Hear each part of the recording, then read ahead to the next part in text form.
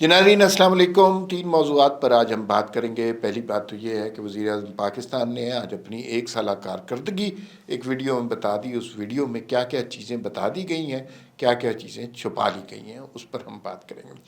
दूसरी बात ये है कि इमरान खान के हवाले से बैरिस्टर सैफ का बयान आया। उन्होंने कहा कि इमरान खान को सहरी नहीं दी जा रही और वो अठपहरा रोज़ा रख रहे हैं। तो उस पर अस्मा बुखारी ने आकर, चूँकि पंजाब के अंडर है अडयाला जेल, उन्होंने आकर तफसील बता दी इमरान खान को खाने पीने के लिए क्या मिल रहा है। तो फैक्ट चेक अस्मा बुखारी ने किया, वो आपको बताएंगे। तीसरी बात और बड़ी अफसोसनाक एक बात है, कल्लात में कल एक खुदकुश हमला हुआ। उसके अंदर एक सिक्योरिटी एहलकार और 3 जान से गए और 3 ज़ख्मी हो गए। और ये जो खुदकुश हमला आवर थी, ये खातून थी। तो ये ख़वातीन को जो इस तरह के हमलों में इस्तेमाल करने की रीत पड़ रही है, ये किन की जानिब से पड़ रही है?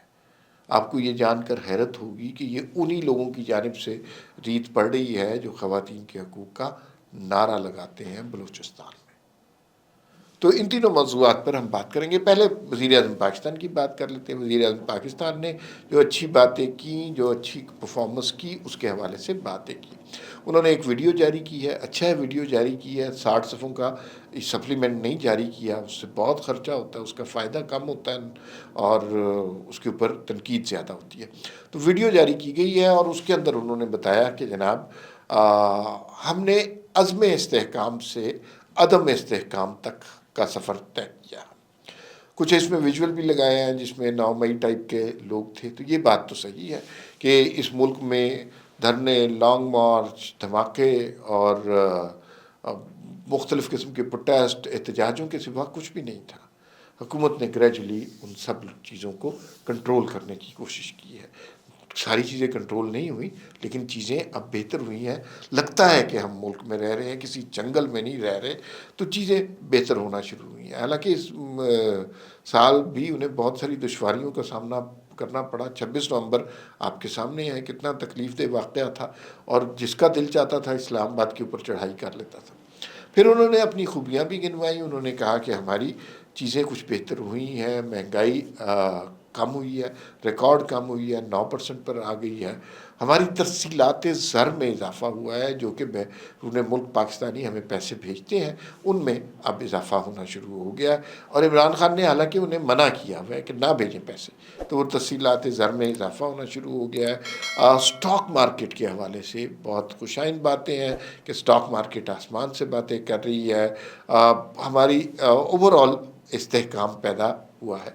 उस वीडियो के अंदर उन्होंने जिन ममालिक का दौरा किया शहबाज शरीफ साहब ने, जहाँ पर पाकिस्तान को होस्ट किया गया, पाकिस्तान की बड़ी इज़्ज़त की गई, वो तस्वीर भी शेयर की है। उसके अलावा जो सरबराहान मुमलिकत पाकिस्तान आए, वो भी उन्हें बहुत हाईलाइट किया गया। ये बात तो दुरुस्त है कि हमारा इंटरनेशनल इमेज जो इमरान खान के दौर में था, चीज़ें अब उससे बेहतर होना शुरू हो गई हैं। अब वो इमेज नहीं रहा कि दुनिया हमें मुँह ही नहीं लगा रही, तो चीज़ें बेहतर हो रही हैं। IMF के साथ मुआहदा हो गया है, अब ट्रांचेज़ उसकी आ रही हैं। कुछ काम इन सारी तकरीर में, इस सारी वीडियो में ऐसे हैं जो हुकूमत नहीं कर सकी। उसमें 2 बड़े अहम काम हैं जो हुकूमत नहीं कर सकी, उस पे काम करना चाहिए, वरना वो उस हुकूमत के लिए मुश्किल बन जाएंगे। पहली बात तो ये है कि जो एक्सपेंडिचर कम करने थे, वो कम नहीं हुए। हुकूमत को अपने एक्सपेंडिचर कम करने चाहिए। अच्छा, एक खबर आई कि 150 मुलाजमतें ख़त्म कर दी। वो 150 मुलाजमतें एज सच थी नहीं, वो यानी वहाँ पे कोई बंदा ही नहीं था और वो 10-10 साल से पड़ी हुई थी, उन मुलाजमतों को ख़त्म किया गया। काबीना का साइज़ बढ़ा दिया गया, जो कि कोई अच्छी खुशाइंद बात नहीं है। वज़रा के ऊपर हुकूमतों का बहुत पैसा खर्च होता है। फिर साथ साथ अब चीज़ें जो प्राइवेटाइजेशन के हवाले से हैं, वो काफ़ी तशवीशनाक है। बहुत सारे इदारे जिन्हें प्राइवेटाइज़ करना चाहिए था, वो प्राइवेटाइज़ नहीं हुए। हुकूमतें यही नारा लगाती हैं कि जनाब हम प्राइवेटाइज़ कर देंगे, लेकिन फिर पॉलिटिकल प्रेशर के तहत नहीं करते। PIA प्राइवेटाइज़ होना था, बोली भी लगी, कम लगी, ज़्यादा लगी, ये एक अलहदा बात है। ब्लू वर्ल्ड वालों ने 10 अरब की बोली लगाई थी। मिफ्ता इस्माइल कहते हैं 1 रुपये में भी दे देना चाहिए। अच्छा, रेलवे को प्राइवेटाइज़ हमने करना था, हमने स्टील मिल को प्राइवेटाइज़ करना था, हमने यूटिलिटी स्टोर जैसा इदारा जो कि सिर्फ सरकारी फ़ंड खा रहा है, वो बंद करना था। तो वो तो बंदशंद नहीं हुए। تو اس پہ حکومت کی کمزوری نظر آئی ہے. اس پہ انہیں جلدی تیزی سے کام کرنا چاہیے. ہمارے پاس اتنا وقت نہیں ہے کہ ہم ابھی بیٹھ جائیں اور انتظار کریں.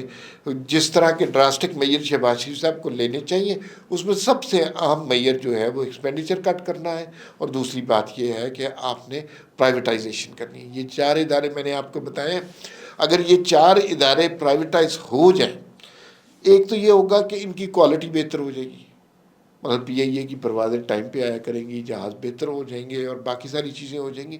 دوسری بات یہ ہے کہ اسٹیل مل بند کرنی ہے تو بند کر دیں، اور اگر اس کو فعال بنانا ہے تو فعال بنا لیں. لیکن یہ ادارے بہتر ہو جائیں گے، ان کی کارکردگی بہتر ہو جائے گی. دوسری بات یہ اربوں روپیہ سالانہ ہم ان کے اوپر خرچ کر رہے ہیں. یہ مردہ گھوڑے ہیں اور ان کو بند ہونا چاہیے، لیکن یہ بند نہیں کر پا رہے. تو اس کو اوپر شہباز شریف صاحب نے اس کا ذکر نہیں کیا، ناکامی کا، اور یہ ناکامی ہے کہ یہ ادارے پرائیویٹائز نہیں کر سکے. عمران خان صاحب کے حوالے سے بیرسٹر سیف نے ایک عجیب و غریب خبر دی. انہوں نے کہا کہ عمران خان صاحب کو سحری نہیں دی جا رہی اور وہ 8 پیرا روزہ رکھتے جا رہے ہیں. اچھا، یہ ایک بحث چل پڑی ہے ٹویٹر پہ، اور اس پہ لوگوں نے کہا عمران خان نے تو کبھی عید کی نماز نہیں پڑھی، انہوں نے روزہ کہاں رکھنا تھا. یہ میرے خیال میں ان کا ذاتی معاملہ ہے، ہمیں اس کی بنیاد پر انہیں جج نہیں کرنا چاہیے. لیکن یہ نہیں ہونا چاہیے کہ کسی شخص کو ناشتہ نہ ملے، کھانا نہ ملے اور وہ جیل میں ہو. اچھا، اس پہ عظمہ بخاری سامنے آ گئی، انہوں نے سارے ناشتے کھانے کی تفصیلات بتا دی. تو پتہ یہ چلا تحریک انصاف والے ایک خبر اڑا دیتے ہیں، جیسے بیرسٹر سیف نے اڑا دی کہ عمران خان کو سحری نہیں مل رہی.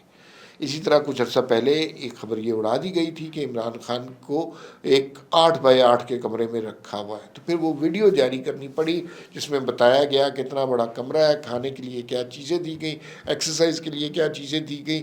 تو وہ جھوٹ بولا گیا. عظمہ بخاری نے جو تفصیلات بتائی ہیں وہ تو اچھے ہیلدی شخص کو وہ ناشتہ کھانا ملتا ہے، 3 دفعہ گوشت ملتا ہے، سبزی ملتی ہے، اب ڈرائی فروٹ ملتا ہے، فروٹ ملتا ہے، چقندر کا جوس ملتا ہے. یہ سب کچھ عمران خان صاحب کو دیا جاتا ہے. اور بشریٰ بی بی کا جہاں تک ہے تو بشریٰ بی بی کے بارے میں کہا یہ جاتا ہے کہ جس وقت ان کو جو چیز چاہیے وہ چیز انہیں دستیاب کر دی جاتی ہے.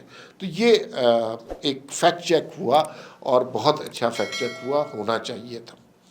آخری خبر جس پر ہم نے بات کرنی ہے وہ کلات میں ہونے والے بھیانک حادثے کے حوالے سے، سانحہ خودکش حملے کے حوالے سے بات کرنی ہے. ایک خودکش حملہ ایک خاتون نے کیا اور ان کے جسم کے ٹکڑوں کی تصاویر پھر بعد میں شیئر کی گئی. تو بنیادی طور پہ دیکھیے، یہ بلوچستان کے علاقوں میں 2 طرح کی چیزیں میں ہپوکریسی اتنی ہے کہ ایک طرف بی ایل اے اور بی وائی سی جیسی تنظیمیں کیا کہہ رہی ہیں کہ خواتین کو حق نہیں دیا جا رہا، خواتین کے ساتھ مظالم کیے جا رہے ہیں، انسانی حقوق کی بات کرتی ہیں. دوسری جانب یہی تنظیمیں جو ہیں یہ استعمال کرتی ہیں خواتین کو خودکش بمبار کے طور پہ. یہ بڑا خطرناک ٹرینڈ ہے. اس سے نتیجہ کیا نکلے گا؟